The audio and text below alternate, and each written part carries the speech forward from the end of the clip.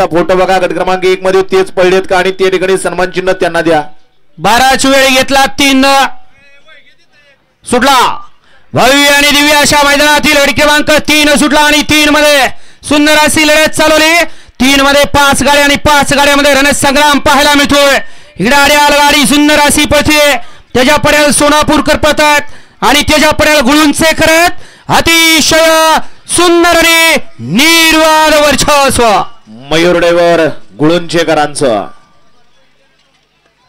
घ्या चला 4 लावून घ्या आणि गाड्या सोडा गेलेले बाहेर नाही हो.